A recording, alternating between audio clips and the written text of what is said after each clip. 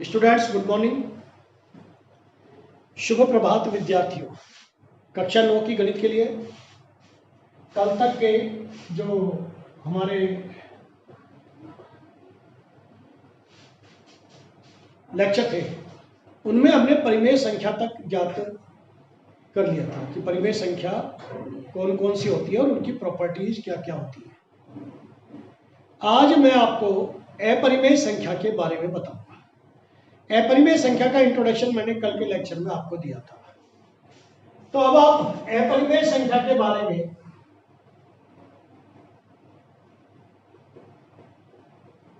समझना चालू करें। शुरू करें।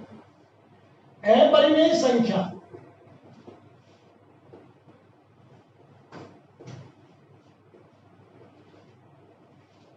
इररेशनल नंबर, इनको प्रदर्शित किया जाता है एस के द्वारा। इररेशनल नंबर इनको प्रदर्शित किया जाता है एस के द्वारा। और अपरिमेय संख्या कौन सी होती है? वही तीन बातें आपको बोलनी है जो मैंने परिमेय के लिए बोली थी, उसी टाइप से बोलनी है। तो पहला तो ये कि इन्हें P/Q के रूप में व्यक्त नहीं किया जा सकता, व्यक्त नहीं किया जा सकता। सबसे बड़ी जो इसकी विशेषता है वो यही है। P/Q अर्थात भिन्न रूप में इसको व्यक्त नहीं किया जा सकता। दूसरा, ये सेम है, हर शून्य नहीं होना चाहिए क्योंकि शून्य से भाजकता का नियम अभी तक अपरिभाषित है। और तीसरा, P एवं Q, P एवं Q यहां पर भी पूर्णांक है। अपरिमेय संख्या के उदाहरण, अपरिमेय संख्या के अनंत उदाहरण हैं, लेकिन इनको समझने के लिए बहुत सारे उदाहरण हैं। इनको कैसे समझें, कैसे हम किसी भी संख्या को देखते ही ये बता दें कि ये अपरिमेय है या परिमेय, इसके लिए बहुत ध्यान से देखेंगे। हम जानते हैं 4 का वर्गमूल +2 भी होता है एवं -2 भी होता है। 9 का वर्गमूल +3 भी होता है एवं -3 भी होता है।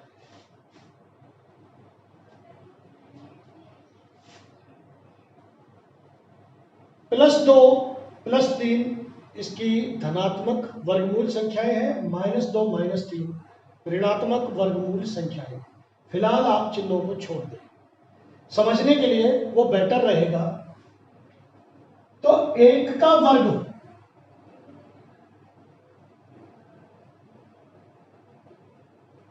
1, 2 का वर्ग 4, 3 का वर्ग 9, 4 का वर्ग 16, 5 का 25, 6 का 36, 7 का 49, 8 का 64, आगे और भी अनंत। बहुत ध्यान से देखेंगे, बहुत ध्यान से देखेंगे। वर्ग संख्या अर्थात घातांक के रूप में व्यक्त किया जाए तो पावर आती है 2। और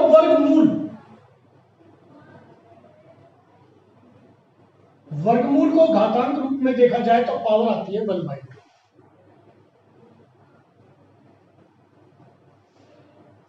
अपरिमेय संख्याओं को डिफाइन करने के लिए बिल्कुल स्पष्ट यह है कि वर्गमूल में ऐसी संख्याएं वर्गमूल में लेनी है, वर्गमूल में अपूर्ण वर्ग संख्याएं लेनी है। अपूर्ण वर्ग जितनी भी संख्याएं हैं वो सभी अपरिमेय हैं। अपूर्ण वर्ग संख्याएं वर्गमूल में अपरिमेय होती है।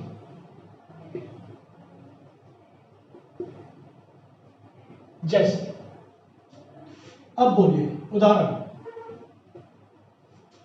एक और 4 के बीच में कौन कौन सी संख्या आई? वर्गमूल में 2 और वर्गमूल में 3। जो भी संख्या है इनके बीच में उस पर वर्गमूल लगा दीजिए। वर्गमूल 5, वर्गमूल 6, वर्गमूल 7, वर्गमूल 8, 9 नहीं आएगा, ध्यान रहे। वर्गमूल 10, वर्गमूल 11, वर्गमूल 12, वर्गमूल 13, वर्गमूल 14, वर्गमूल 15, 16 नहीं आएगा, ध्यान दें। ऐसे ही आपको आगे तक बढ़ता जाए। तो आप कितनी संख्या बता सकते हैं? आप कहेंगे सर हम अनंत संख्याएं बता सकते हैं। अब आप 16 से आगे बोलो, 17, 18, 19, 20, 21, 22, 23, 24 वर्गमूल में। ऐसे ही यहां से यहां तक बोल देंगे, यहां से यहां तक की संख्याएं ले लेंगे, यहां से यहां तक की आगे। तो हम कितनी संख्याएं बता सकते हैं? अनंत। और देखिए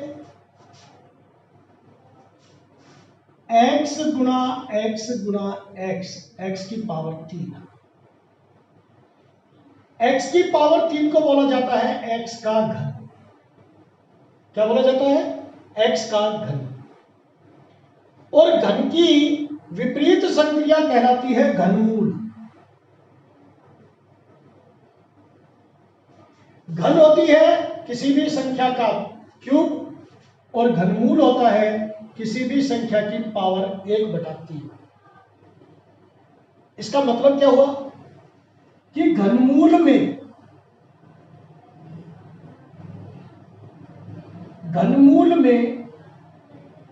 अपूर्ण घन संख्याएं, इसका ध्यान दें, सभी अपरिमेय होंगी।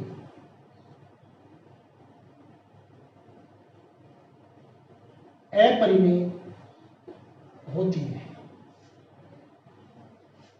1 का घन 1, 2 का घन 8, 3 का 27, 4 का 64, 5 का 125, ऐसे अनंत तक। तो घनमूल में आने वाली संख्याएं, जैसे घनमूल का चिन्ह देखिए, घनमूल का चिन्ह ऐसा होता है वर्गमूल की तरह, और यहां पर आपको लिखना है 3, इसका मतलब घनमूल। घनमूल में कौन कौन सी संख्या हो गई फिर? घनमूल 2, घनमूल 3, घनमूल 4, घनमूल 5, घनमूल 6 इत्यादि। ये सभी संख्याएं अपरिमेय संख्याएं। ऐसे ही चतुर्थ मूल में 4 घात वाली संख्या नहीं लेनी। पंचमूल में, यहां पर 5 लिख देता हूं, पंचमूल 5 घात वाली संख्या नहीं लेनी है। ऐसी संख्याएं नहीं लेनी है जिनकी पावर 5 हो। बाकी सभी संख्याएं अपरिमेय हो। तो आपको अपरिमेय संख्याओं के लिए केवल ये वाला नियम याद रखना है 9th क्लास में। वर्गमूल में अपूर्ण वर्ग संख्याएं अपरिमेय होती हैं। अब प्रश्न ये आता है, क्या हम इनको किसी संख्या रेखा पर किसी बिंदु द्वारा बता सकते हैं? जैसे हमने बताया था कि ये क्या है, 1, 2, 3, 4, 5 प्राकृत संख्या। अगर इसमें शून्य भी जोड़ दे तो, शून्य को भी मिला ले तो पूर्ण संख्या। और अगर शून्य के दोनों तरफ संख्या ले ले तो पूर्णांक हो जाएंगे। और किन्हीं दो पूर्ण संख्या या प्राकृत संख्याओं के बीच में अनंत परिमेय संख्या हमने ज्ञात करना सीखा था, वो भी इस रेखा पर कहीं ना कहीं होगी। इसी तरह से अब प्रश्न ये आता है, क्या अपरिमेय संख्या भी संख्या रेखा पर होती है? तो इसका निश्चित रूप से जवाब यह है हाँ। क्या जवाब है? हाँ। तो जो वास्तविक रेखाएं हैं, अगर उनको हम किसी संख्या रेखा पर लें तो उस संख्या रेखा पर आपको परिमेय और अपरिमेय दोनों संख्याओं का समुच्चय मिलेगा, दोनों संख्याएं मिलेंगी। अब अपरिमेय संख्या को संख्या रेखा पर कैसे निरूपित किया जाता है? आप एक वर्ग की कल्पना करें। एक वर्ग है। वर्ग की विशेषता क्या होती है? वर्ग की सभी भुजाएं बराबर होती है और प्रत्येक कोण 90 डिग्री होता है। ओके, मान लीजिए यह 1 इकाई भुजा है। ये भी 1 इकाई भुजा है, कितनी भी लंबी ले उसका मान हम रखेंगे 1 इकाई, इसको 1 मान।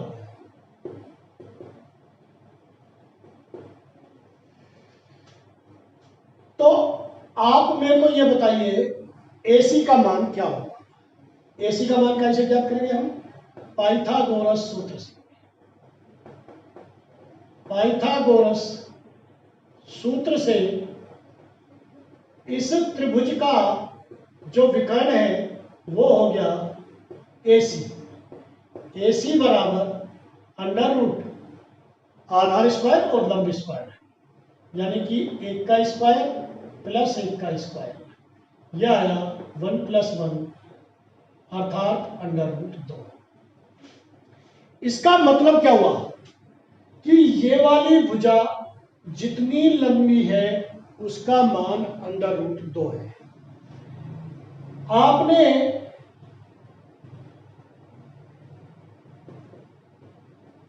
किसी लाइन के बराबर,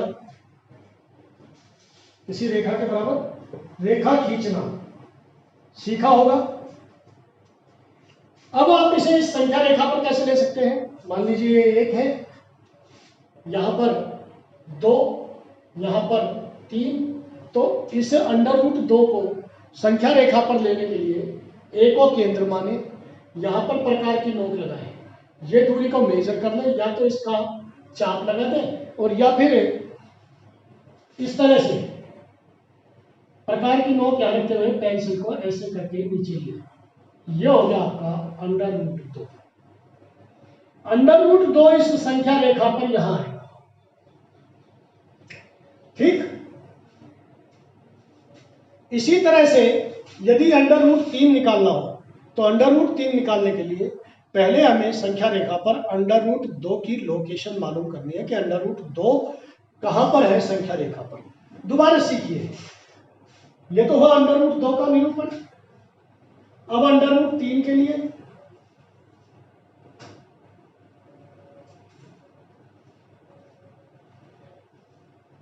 समकोण त्रिभुज की रचना करनी होगी, और समकोण त्रिभुज में भी किस बिंदु पर 90 डिग्री का निशान लगेगा, इसका एक सूत्र है n-1। जैसे मुझे अंडर रूट 3 लेना है, अंडर रूट 3 ज्ञात करना है, तो यानी कि 4 - 1 करेंगे तो 3 आएगा। अंडर रूट 4 अर्थात 2 पर, अंडर रूट 2 पर 90 का, अंडर रूट 2 पर 3 - 1 क्या होगा 2, अंडर रूट 2 पर 90 का कोण बनेगा। अब देखिए कैसे, यह आपने संख्या रेखा, यहां से ये मात्रक लिया 1 और ये मात्रक लिया 2, ये तो हम स्केल से लगा सकते हैं। मान लीजिए आपने इतनी दूरी को 1 माना है तो यहां आएगा 2। सबसे पहले आप अंडर रूट 2 लाएंगे, अंडर रूट 2 के लिए यहां पर 90 का कोण बनाएंगे और 90 का कोण बनाकर जितनी दूरी यह है उतना ही चाप इधर लगाएंगे, अर्थात एक मात्रक ये है, ये कितनी है 1 मात्रक, और ये भी हो जाएगी 1 मात्रक। इसको आप मिला देंगे O को A से,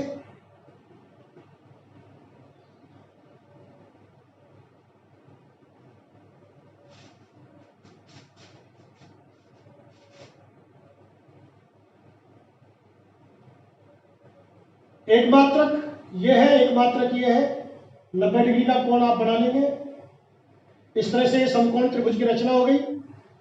पाइथागोरस से अभी हमने ये देखा था, ये वाली जो भुजा है अंडर रूट 2 मात्रक आएगी। O पर प्रकार की नोक रखकर आप इस अंडर रूट 2 को नीचे ले आए, ये बिंदु हुआ आपका अंडर रूट 2। अब आपको क्या चाहिए अंडर रूट 3, तो n-1 से 3 - 1 बराबर 2, यानी कि अंडर रूट 2 पर अब आपको 90 डिग्री का कोण बनाना है। इस बिंदु पर 90 डिग्री का कोण बनेगा, 90 का कोण बनाकर ये निशान लगाइए, 90 डिग्री का कोण का चिन्ह है, और इस बिंदु से 1 मात्रक की जितनी दूरी, हाइट हमेशा सेम रहेगी, का चाप लगाए, ये हुआ। वापस इसे कहां मिलाएंगे O पर, यानी कि 0 पर, O नहीं 0,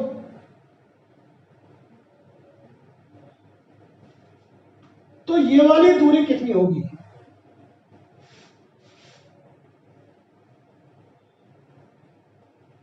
ओ सी बराबर कितनी होगी? तो देखिए समकोण त्रिभुज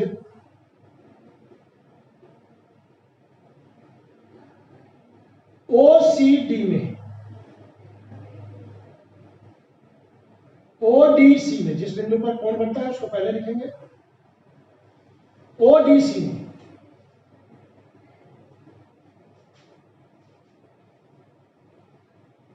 पाइथागोरस प्रमेय से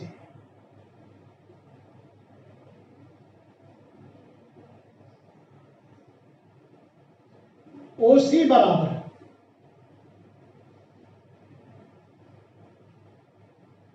under root OD square plus under root plus CD square. ये है अंडर रूट 2 का स्क्वायर, और हाइट अपन को एक मात्रा की रखनी है 1 का स्क्वायर। किसी भी वर्गमूल संख्या का स्क्वायर वही वर्गमूल संख्या, वर्गमूल हट जाता है, संख्या रह जाती है, और यह आया अंडर रूट 3। अर्थात ये जो विकर्ण है, कर्ण, सॉरी, वर्ग का विकर्ण और वैसे कर्ण, ये इसकी लेंथ कितनी आ गई OC की? OC बराबर आ गया हमारा अंडर रूट 3 मात्रक। अंडर रूट 3 मात्रक ज्ञात करने के लिए हमने क्या किया?